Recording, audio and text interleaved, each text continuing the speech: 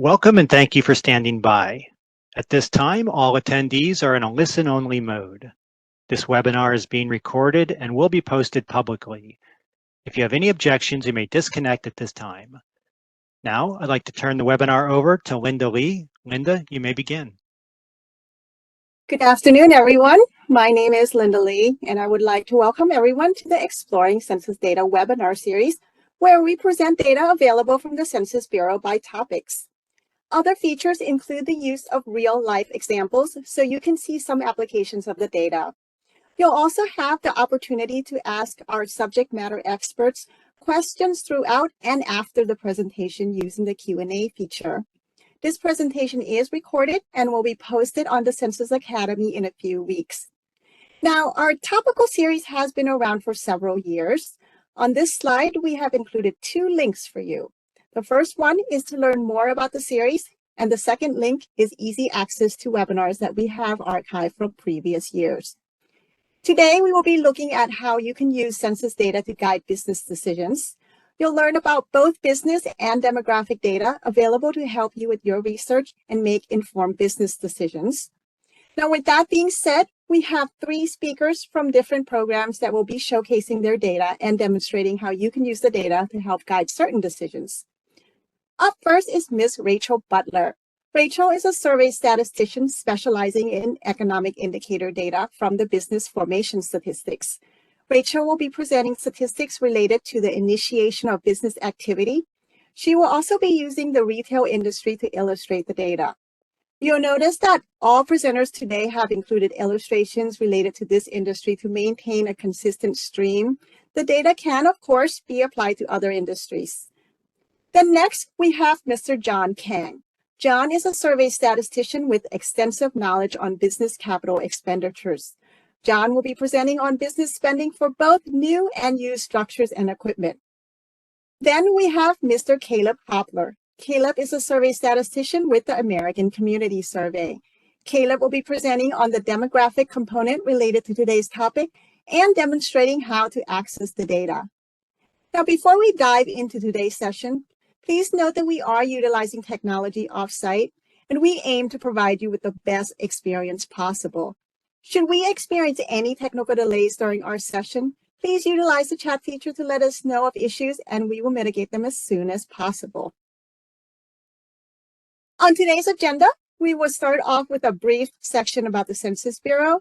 Then we will dive into the business formation statistics, the annual capital expenditure survey, and the American Community Survey. After the presentations, we will close out with a Q&A segment. About the Census Bureau is the federal government's largest of the 13 statistical agencies. We conduct over 130 surveys each year, with some of our more well-known ones listed here. First on the list, many people recognize the decennial census that is conducted every 10 years, counting the population and housing. Next is the American Community Survey, which is a yearly survey on the nation's population. Now, from the business data side of the house, we have the economic census that measures American businesses. The economic census has a public sector's counterpart called the Census of Governments. This is the official 5-year measure of the nation's state and local government sector. When it comes to our data, a pyramid is a nice representation of the relationship between timeliness and details. At the top of the pyramid are the high-frequency programs, where data are released on a biweekly basis with less details available in comparison to the programs on the lower levels in the pyramid. Now, sliding down a level to our monthly and quarterly surveys, these surveys are timely and include the nation's key economic indicators used for tracking and reporting the GDP. Moving down another step to the annual surveys, these are surveys that provide data for nearly every sector of the economy. Data from these programs are useful for analyzing trends. Then we have the economic census. That takes place every 5 years. It is our most comprehensive data source for business data. Finally, at the base of the pyramid are administrative data that serves as the foundation for our statistics. Now, about the economic census, it is a mandatory survey that is conducted every 5 years, and it is our most comprehensive source for business data. Data covers 19 economic sectors that encompass 950 North American industry classification system industries, commonly referred to as the NAICS, spanning over 21,000 geographic areas. Responses are confidential, and it is an effort that is currently ongoing. It's important to note that most companies do not receive the economic census. The economic census only collects data from businesses with employees. So out of 30 million businesses in the United States, about 8 million of those have employees. Now, out of those 8 million, about 4 million businesses have received the invitation to respond. And we are here to reassure everyone that the invitation to respond is legitimate. The letter was mailed out earlier in the year, and to the right of the slide is an image of the official letter. Additional methods to verify the validity of the letter are also available on census.gov. Now, although the March 15th response deadline has passed, it's not too late. We are now in the process of non-response follow-ups. And about the data provided, the data is aggregated to create statistics. This protects the confidentiality of our respondents. The data is used as a statistical benchmark to other business programs, which makes economic analysis possible. The results are free and available online, with the first data release planned for early 2024. For those reasons, we wanted to let everyone know that your response makes a difference. With that, I would like to turn it over to our first presenter, Ms. Rachel Butler. All yours, Rachel. Thank you, Linda. And good afternoon, everyone. My name is Rachel Butler, and I'm an analyst on the Business Formation Statistics Program, also known as BFS.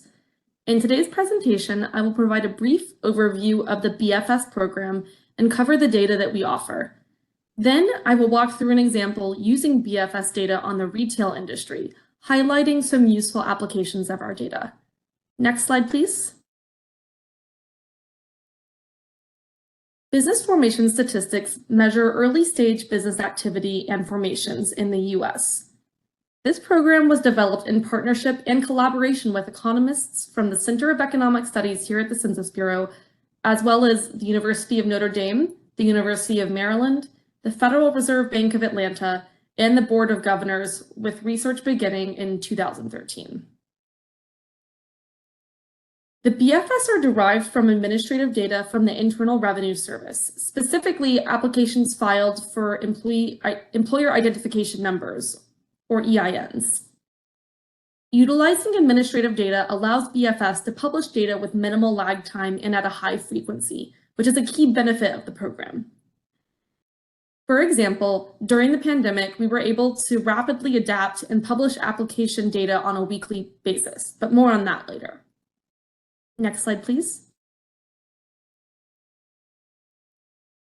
Our core series and top-line number is the Business Application Series, which is a subset of all EIN applications received by the IRS, excluding those that were filed without business intent. Our criteria for excluding certain EIN applications from our application series are included below. For example, we exclude applications filed for trusts and estates because they are generally not associated with business formation activity.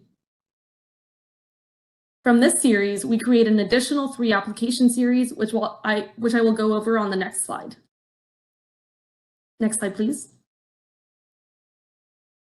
Our data includes 3 additional application series, which are all subsets of overall business applications, or BA. High propensity applications, applications from corporations, and applications of planned wages. The graphic to the right shows how these 3 series are related. The outer rectangle represents the universe of all EIN applications received by the IRS. Within that rectangle, we have the census-defined business application series. A portion of those applications are considered high propensity, which means that they have a relatively high likelihood of becoming employer businesses based on certain criteria. 2 important criteria are defined in additional application series: application from corporate entities and applications indicating that a business plans to hire employees or pay wages in the future, WBA. Note that there may be overlap between these two series, which is represented by the intersection in the Venn diagram. Another way for an application to be considered high propensity is if it falls into certain industries that have been determined to exhibit a strong probability of becoming employer businesses. Next slide, please. In addition to the application series, we also publish several formation series which identify employer births from the applications. These formation series are available in our monthly publication only and are provided in 4 and 8 quarter windows. Once a year, we incorporate data from the longitudinal business database to identify new employee firm births from business applications. This is what we consider an actual business formation. This series remains relatively static. This series remains static throughout the year until the next update. Our annual update is dependent on the LBD publication, but typically occurs in October or November of each year. Given the forward-looking nature of business formations, we can only state actual business formations within 4 quarters up to December 2019 and business formations within 8 quarters up to December 2018. To bridge the gap in available formation data, we provide projected business formations, which estimate the number of formations that will appear from the cohort of applications in a given month. As an example, from our last release, we projected 33,663 new business startups with payroll tax liabilities will form within 4 quarters of application from all the business applications filed during March 2023. Projected business formations within 4 quarters start in January 2020, and the 8 quarter series starts in January 2019, and both end with the most recently published data in March 2023.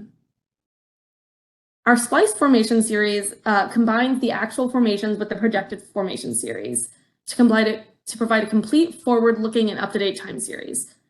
The graph on the right displays a line chart with our spliced formation series within 4 quarters. You can see that we distinguish between actuals and projected formations by the green and white shading. Next slide, please. This table displays the BFS product suite. We publish our application series in our weekly, monthly, and annual county releases. Our monthly release provides the greatest amount of data. We publish seasonally adjusted data for all application information series by state, region, and as well by NAICS sector. Weekly data are published approximately 5 days after week's end and occur on Thursdays. Monthly data are published approximately 2 weeks after the end of a month, and our next release on May 12th and will include April 2023 data. The annual weekly NAICS data are published approximately 1 month after year's end, and our most recent release was in February 2023, where we added data for the full year of 2022. And then our county data are published approximately 6 months after the year's end and typically occur in June or July of the following year. Now that you've seen the data that BFS offers, I'll walk through an example that illustrates some ways in which businesses can utilize our data. Next slide, please.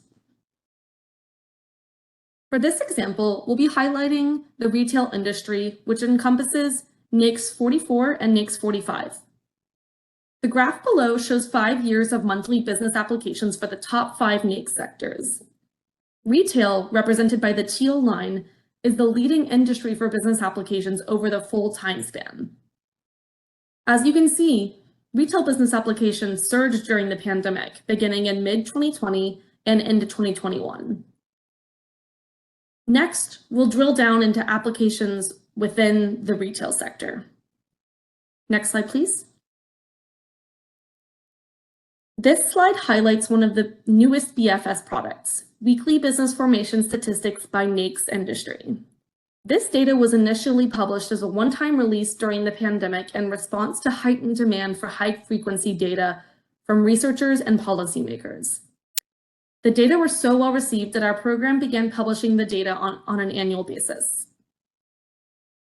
The graph below shows weekly applications for the 13 retail NAICS subsectors from 2019 to 2022. As you can see, non-store retailers, represented by the red line, completely dwarfs the other retail categories. This subsector primarily captures e-commerce from businesses of all sizes. Next slide, please.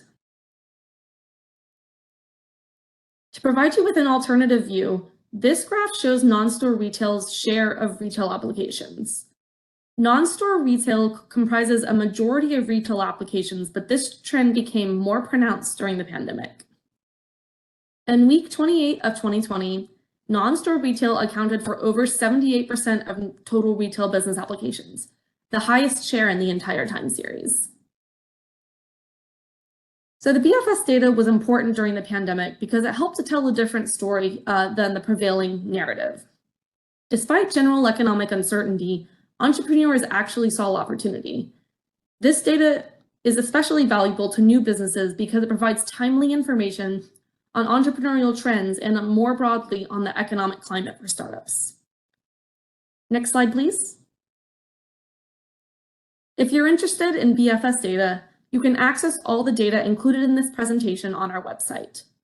We will take questions at the end of this webinar, but please feel free to reach out to our team with any additional feedback or questions.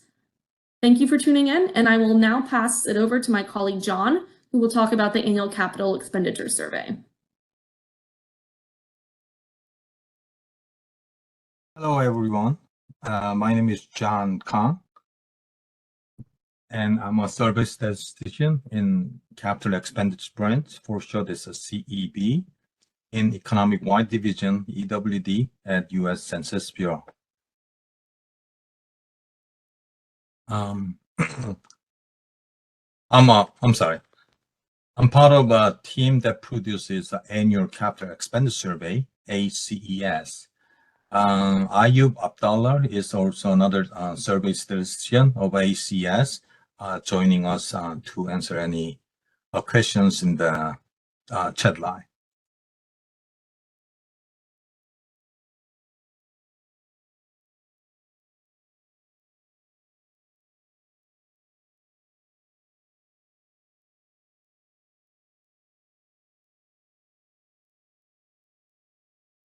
I'm sorry. The annual capital expenditure survey is the estimate of an annual capital investment by kind of investment in new and used structures and equipment, and by the investing industries in 4-digit NAICS code in private non-farm businesses with employees and without employees in U.S. Our survey asks companies and business owners in U.S.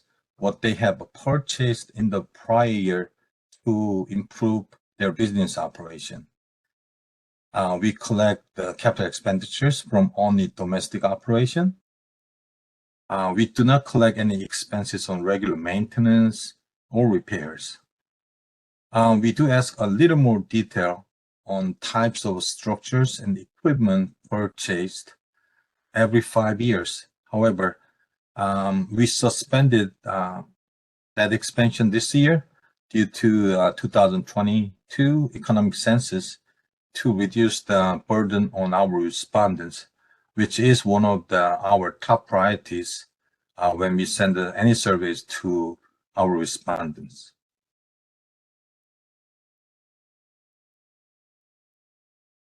The history of ACS, as you can see, the annual capital expense survey is a relatively young survey among many traditional and important census surveys. However, the annual capital expenditure survey has progressively gained interest from more stakeholders because our team of ACS has improved our survey itself, as well as the data that we collect, which I will show you along the way. When it comes to sample size of our survey, we sample about 50,000 businesses with at least one or more paid employees, and also about 20,000 businesses with no paid employees or self-employed.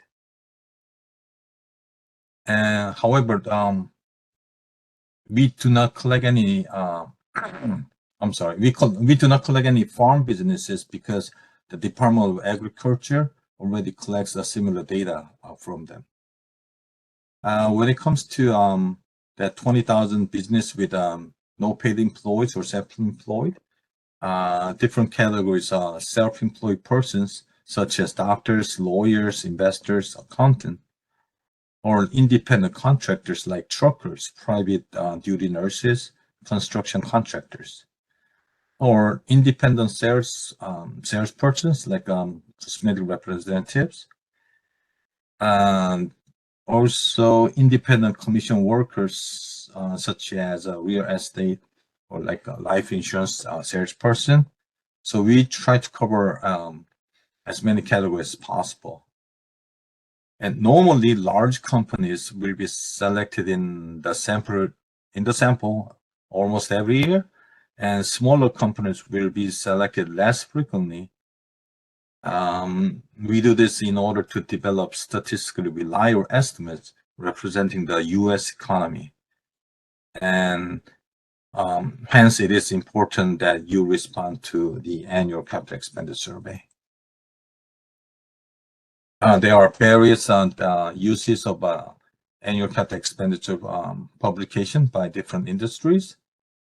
For example, data on the amount of business expenditures for new plant and equipment and measure of the stock of existing facilities are critical to evaluate productivity growth, the ability of a U.S. business to compete with foreign businesses, change in the industrial capacity, and measure of overall economic growth. Also, the private sector uses the data for monitoring current production trends, planning future production, market analysis, economic forecasting, identifying business opportunities, product development, and business planning. And our team of annual capital expense survey adapted to the change in business market and implemented the survey on the impact of a COVID pandemic to business operation, and collected capital expenditures on robotic equipment, which just became another core product of the Census Bureau. As I just mentioned, the recent improvement of the annual capital expenditure surveys are capital expenditures for robotic equipment. This was in response to Government Affairs Office, GAO, and the Congress interest in more data on robotic and robotic equipment. So the questionnaire was added on the 2018 annual capital expenditure survey that been measuring the dollar volume of capital expenditures spent on both industrial and service robots. After a successful trial period, the robotic question became another core data of the annual capital expenditure survey. We also been measuring the impact of the COVID-19 pandemic on business operation. Started as part of the 2020 annual capital expense survey. Questions were asked to gather information on the impact of the COVID pandemic on business operation.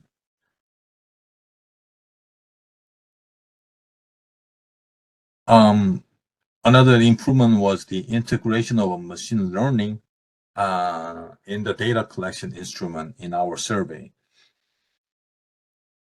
In annual capital expense survey, we have other categories besides the structures and the equipment that we collect, because we do not want to miss out on any available data that we can capture, just because respondent, do not sure where to put it. So we utilize machine learning on our survey online survey submission system.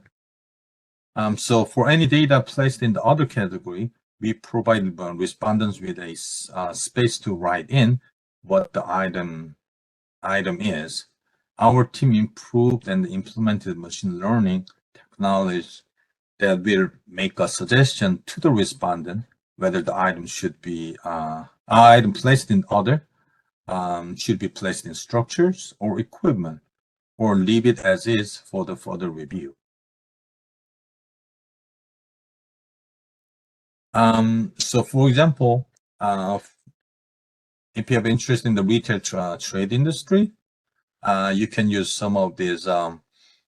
You can use the publication of a 2021 annual capital expense survey, which is the most recent publication, that provides both the table of data and the visualization of the data to show you the various difference in the data collected for the stakeholders who has interest in the retail trade. Also, the visual aid shows the change in the total capital expenditures of both structures and the equipment purchases in retail trade industry between 2021 and 2020, as well as the breakdown of the total capital expenditures between structures and equipment. And in this chart, it shows the capital expenditure spent specifically on robotic equipment in retail trade industry, among other major industries. And this is another, this is the capital expenditures for the robotic equipment by the industry in 2021. And also shows the different industries within retail trade.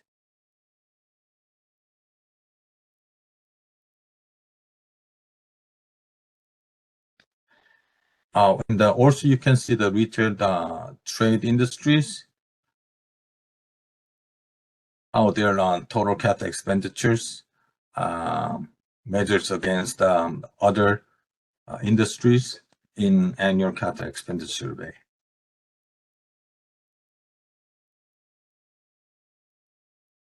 And I'm sure that I did not cover everything from the annual capital expense survey, but the best way to learn more about the annual capital expense survey is just search the internet by the keyword census and ACES. Usually the first search result you get is our public's web page for the annual capital expense survey. And when you go there, you will find various visualization of the recent publication of the annual capital expense survey. And also for detail, you can find the tables of data. And also to learn more about the ACES, please use the FAQ on ACES. That is all for the annual capital expense survey. Thank you.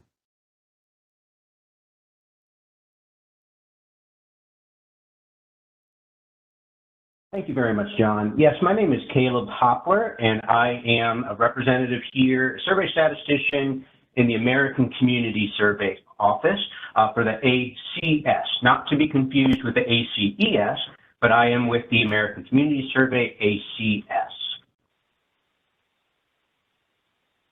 So the ACS is on the leading edge of survey design, continuous improvement, and data quality. It is the nation's most current, reliable, and accessible data source for local statistics on critical planning topics. The survey samples approximately 3.5 million addresses each year, and these data are collected continuously throughout the year to produce annual social, economic, housing, and demographic estimates. The data collected through ACS helped inform the distribution of hundreds of billions in federal funds each year. Our estimates, covering more than 40 topics, support more than 300 known federal uses and countless non-federal uses. The Census Bureau typically releases 3 different sets of data estimates from the ACS, American Community Survey, each year in the form of 1-year and 5-year period data sets, as well as 1-year supplemental estimates. Businesses need up-to-date information about their potential customers before creating a new business, or also for expanding an existing one. As the premier source of social, economic, housing, and demographic estimates for local areas, The ACS provides businesses with a wealth of free information that they can use for market analysis. For example, they may use the data to determine economic and demographic characteristics of a community before establishing a business, or to determine where to put a business, like a retail store. Then they can use the data to decide what products to sell in a retail store in a particular community. They can also use the data to make decisions about business expansion and to analyze the local workforce as well, such as their housing and transportation needs of the workforce. The content collected by the American Community Survey can be grouped into 4 main types of characteristics: social, demographic, economic, and housing. Taking a closer look at some of the type of information that businesses commonly use in each of these categories, you can find in social characteristics, it includes such topics as veteran status, educational attainment or school enrollment, and language spoken at home. Demographic characteristics such as sex, age, race, and Hispanic origin. Economic characteristics like commuting to work, employment status, and income. Also, you could consider housing characteristics such as computer and internet use, housing costs, or vehicles available. All these topics together are used to produce more than 1,000 tables for local communities each year. Along with the numerous topics covered, the ACS also provides data for more geographies on an annual basis than any other household survey. Over 13,000 geographies for one-year estimates, 15,000 geographies for one-year supplemental estimates, and 776,000 geographies for the 5-year estimates. So the image on this slide shows some of the geographies for which ACS data are produced and the relationship between them. Lower geographic areas fit neatly within the larger areas directly connected with lines. So for example, school, congressional, and state legislative districts fit neatly within states and do not cross state boundaries. However, they may cross boundaries of counties or metropolitan areas. In this visualization at the bottom, you can see that the smallest geographic building block is the block group. The ACS's unique ability to report on a wide range of geographies is what gives it such a broad appeal.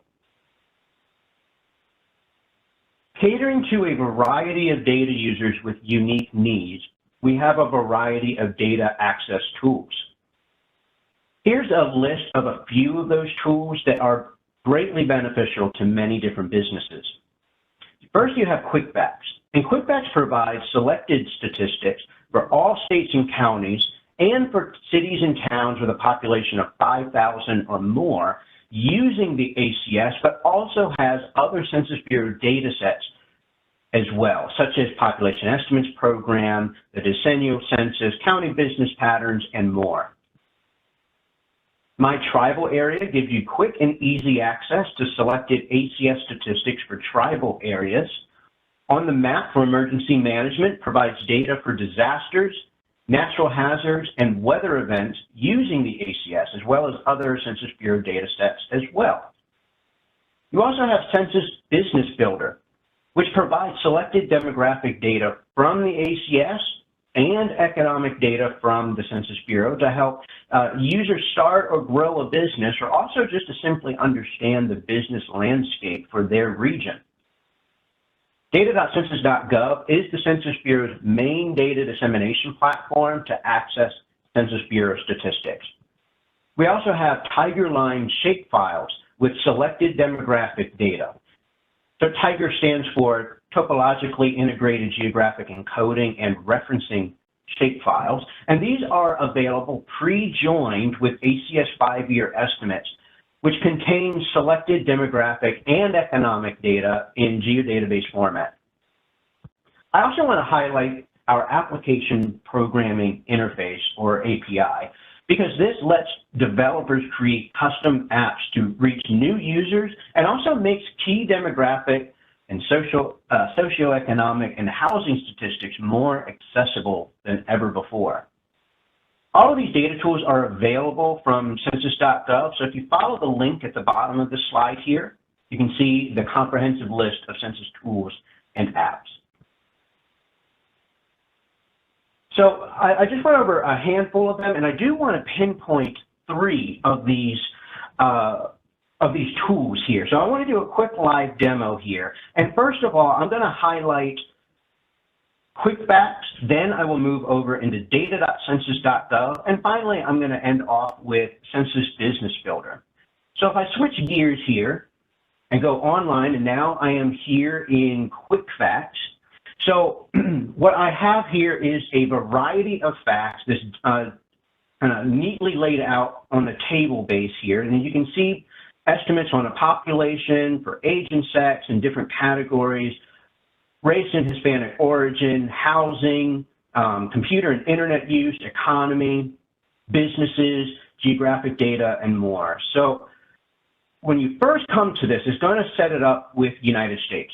So let me just pose an idea that as a case study, let's say that perhaps you are wanting to start a business and you don't exactly know where you want to go within your region. So let's just say you are based in Maryland, but you don't know if you want to go between Maryland, perhaps you want to start it in Virginia, look into Pennsylvania, what have you. So what I'm going to do here is I'm going to first start typing in these different states. So I'm going to type in Maryland, and I'm going to click Maryland, and it's going to bring it up here. And then I'm also going to type in Virginia.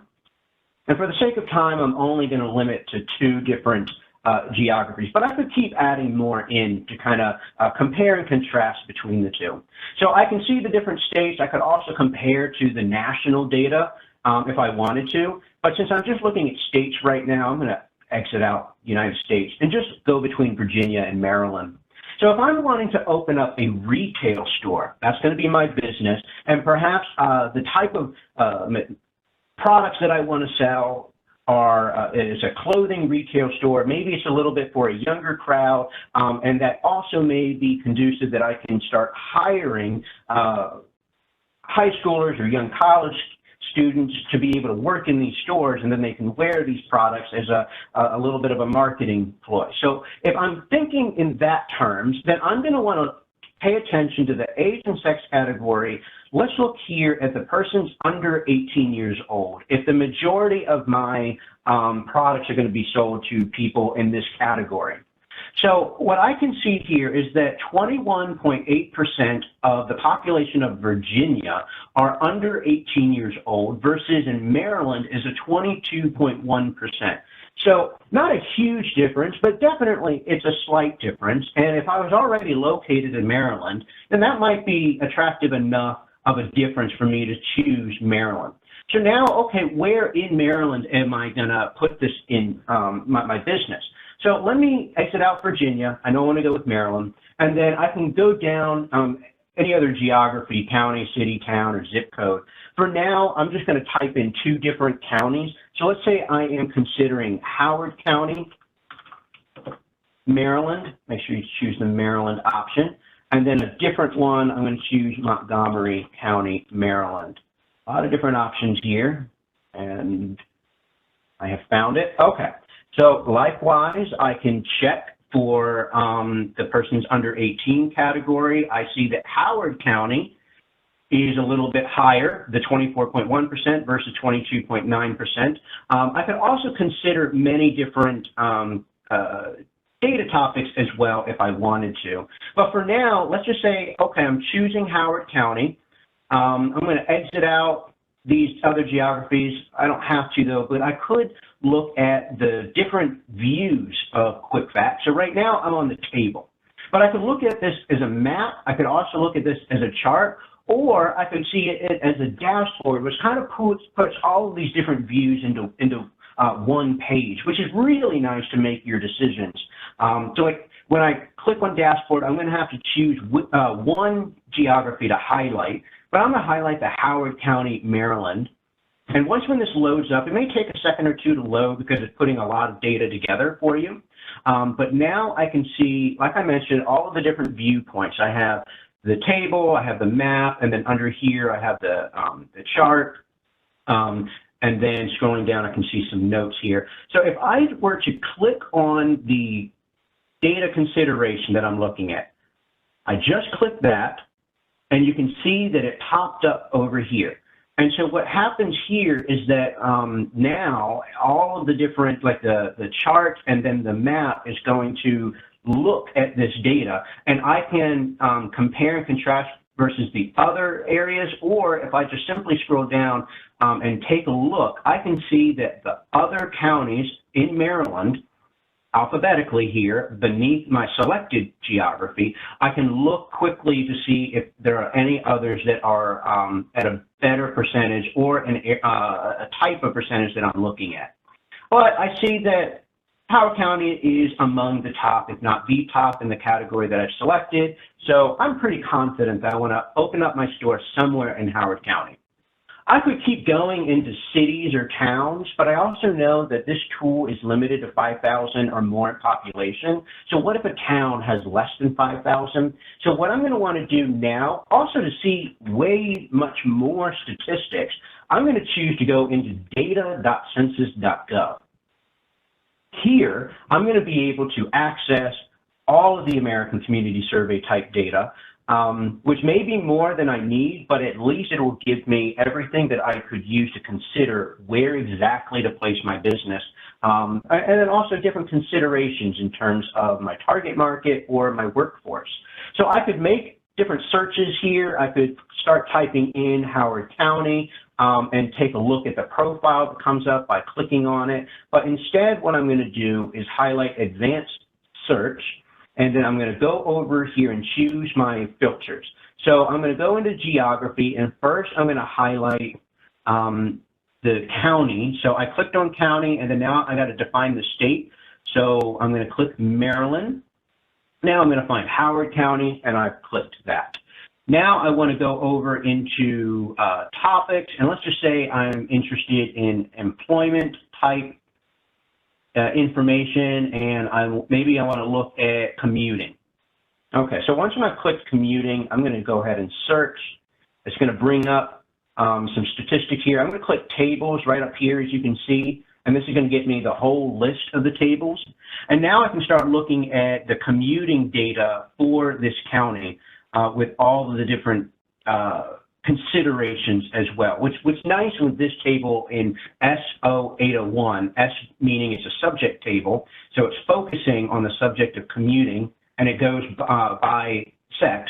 So you can take a look at workers 16 years and older, how they have transportation, how they get around for work, and then including their place of work. Are they working in the state or maybe within the same county, out of county? How far are they having to travel? When do they leave? And how long does it take to get to work? How many vehicles do they have available? Or are you going to need to consider helping out with public transportation or what have you? So a lot of different considerations and a lot more data tables that we can check out. So if I were to kind of keep skipping forward and try to find, actually, it really doesn't matter. I'm just going to stick with this first table. And what I can do as well is if I'm already in the 2021 one-year estimates, we need to remember that this limits our geographies to 65,000 or more in population. So if I know Howard County is the county I want, but now I need to start looking for geographies within Howard County, kind of pinpoint where it is a better area, then what I can do is click here. I'm going to choose the 5-year estimate. Now there is no population threshold, and it will show all geographies. And as a subject table, the smallest geography I can get down to is a census tract. So that's actually going to be perfect for what I'm wanting here. I don't need to go all the way down to the block group. I'm going to click on geographies, and I'm going to start looking down at census tracts. But I can also look at place. So if I don't really need to know, like pinpoint the area, just tell me a city that's going to work or a town that's going to work for me, then let me click place instead. And again, I need to define the state.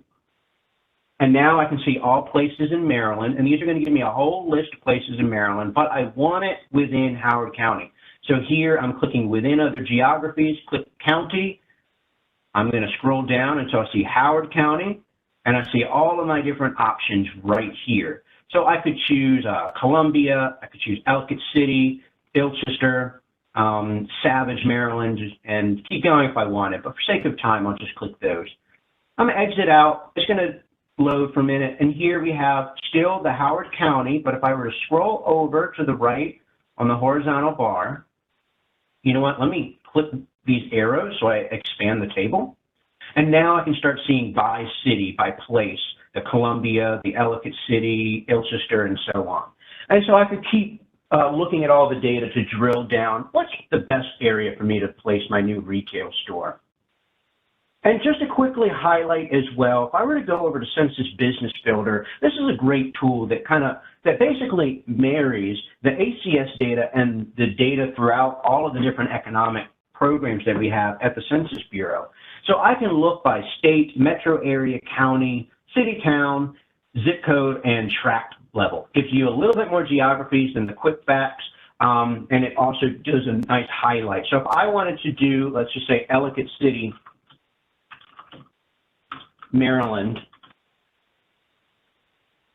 going to be loading here for me. Oh, you know what? That's a good point.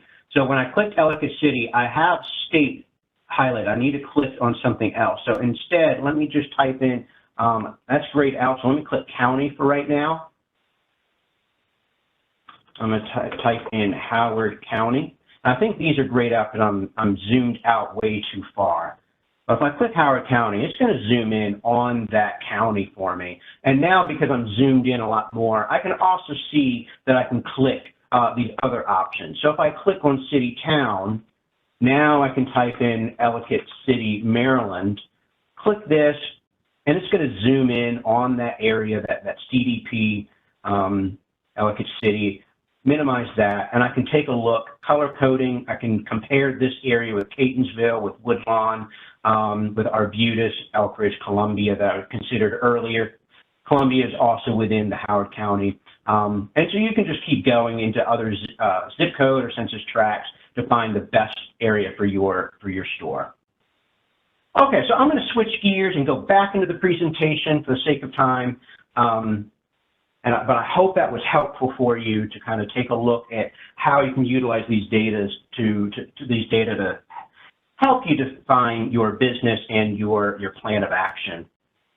Well, when you want to look a little bit further and to understand what else could you do, or maybe you're trying to get a sense of the ACS data, I recommend starting here. Coming to our website at census.gov/ACS. You can use the QR code on the top right of this slide to get you there. You can also look at the link right at the bottom.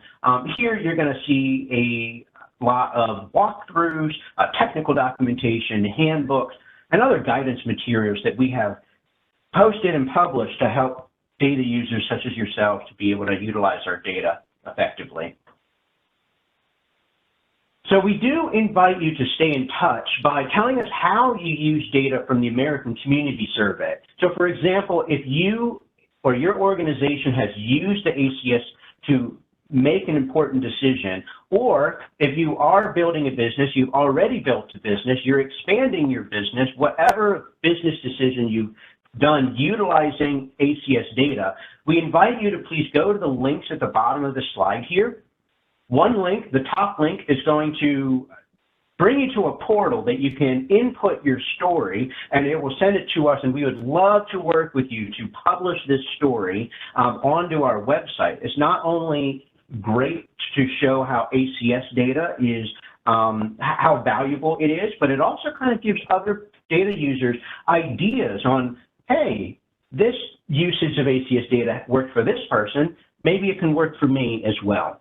The second link you see there on the bottom is a link showing already published stories, and you can see these success stories, and maybe we'll encourage you to send a story to us.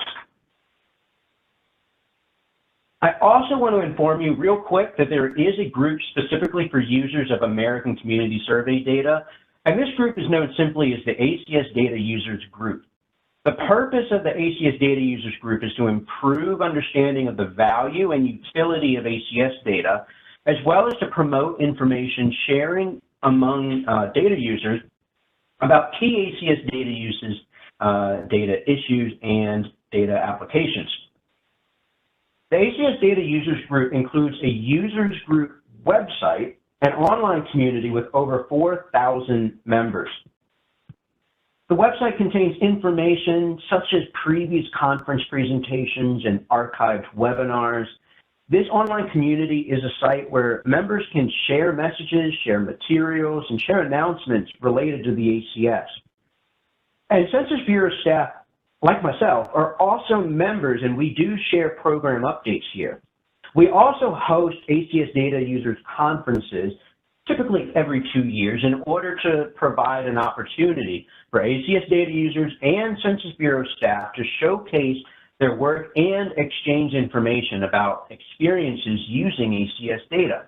Our upcoming conference is this May 16th through the 18th.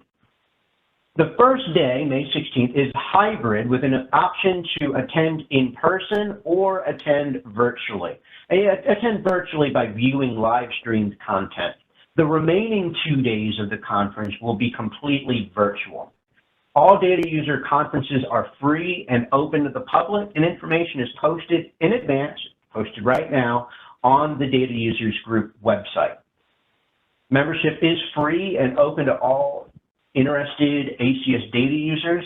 So to learn more, go to the link at the bottom of this slide here, which is acsdatacommunity.prb.org. You can also scan the QR code at the top right, and that will bring you to this web page. I recommend taking a quick screenshot of this slide right here.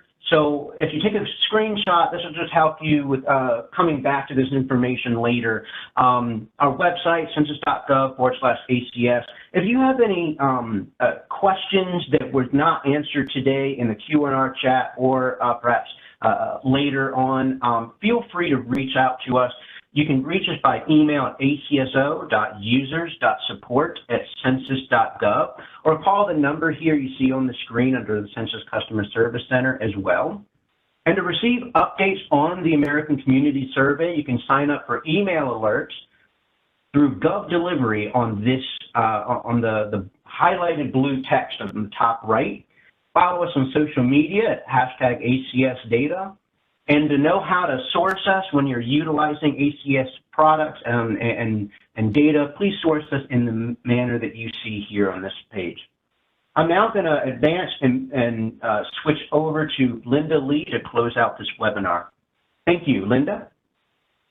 Thank you, Caleb. Thank you, everyone, for your interest and time in attending today's webinar. Thank you, Rachel, John, and Caleb, for presenting our audience with a wide range of data that we have from the Census Bureau and how the information can be helpful in making business decisions.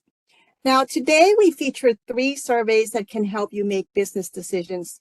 This is really only the tip of the iceberg. We have a variety of programs that can help you in numerous ways. I highly encourage you to check out our site, visit census.gov to discover all the possibilities. Before we begin the Q&A portion of this webinar, please take note of the contact information on this slide. For anyone that may be interested in a hands-on, in-person training, we have data dissemination specialists that are available to provide this service. Now, as a reminder, we're focusing our Q&A on today's topic, and we'll be accepting questions related to today's topic. If you have questions on other topics, please feel free to send an email to us at census.askdata@census.gov. To ask your question, please submit your questions using the Q&A feature, and we will channel your question to the appropriate expert on our panel. In the meanwhile, let me check out our questions real quick. So we do have a question that came in that I would be able to provide a partial answer to. Let me scroll down real quick. It has to do with single-family rentals, I believe. Let me read the actual question. The question says, what would you suggest are some of the more popular data sets for SFR housing trends? So today's topic does not really relate to housing, so we do have limited answers on that. My response is that we do have a housing page on census.gov, which I can put into the chat in a moment. On the housing page, there are several programs that you may be interested in. There is one on rental housing and even new constructions and housing patterns. So you may want to visit census.gov and search for the housing page. And there are several programs there that is helpful for this answer. Let me check out to see if we have any other additional questions. What was the business tool called? So Caleb featured several business tools, quick facts, data.census.gov, and also Census Business Builder. And it will be the slides will be available in about 1 to 2 weeks, and the recording as well.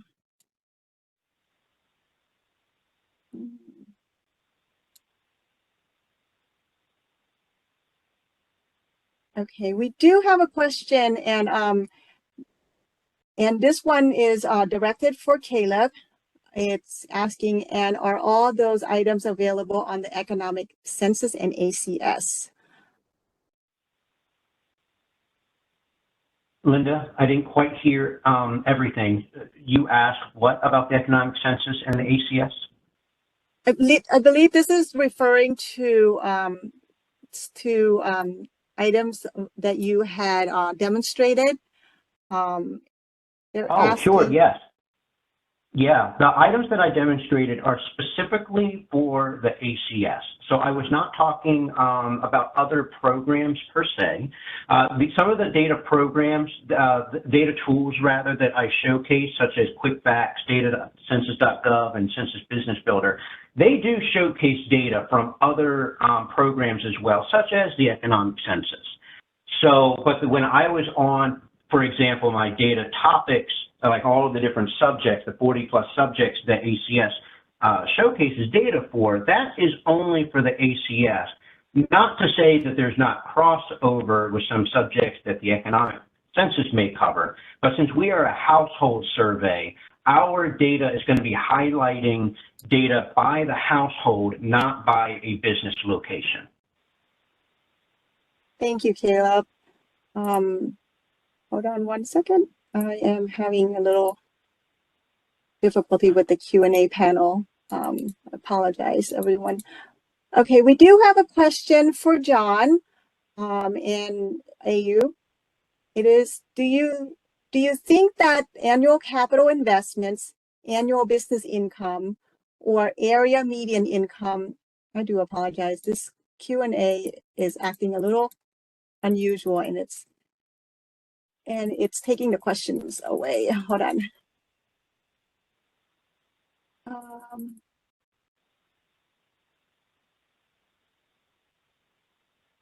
Okay, here we go. Do you think that annual capital investments, annual business income, or area median income is more important if you're trying to determine your sales level? And this question is for John and AU.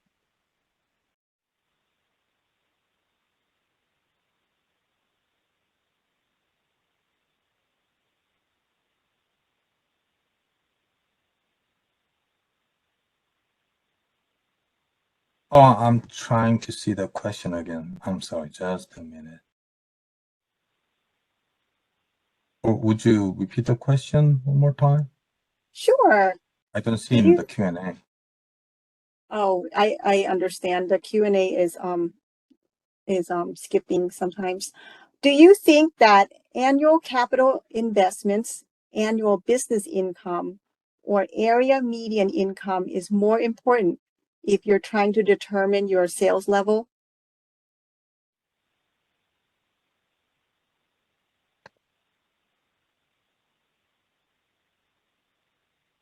In the annual capital expenditure survey, we do ask companies to provide us with their gross domestic sales. But that's basically all the questions we collect when it comes to revenue or like sales. So if it has enough data to answer that question, unfortunately. Thank you, John, for your help with that question. So I did want to add one additional item to that response. So the annual capital expenditure survey can help us, a business determine other businesses like theirs, how much investments they're doing, or investments across the board within your industry, by geography and things like that. I believe what John is relaying is that it's not related to sales. And so if you have any additional questions, please feel free to use this contact information on this slide to go more into details. All right. Are there any additional questions here?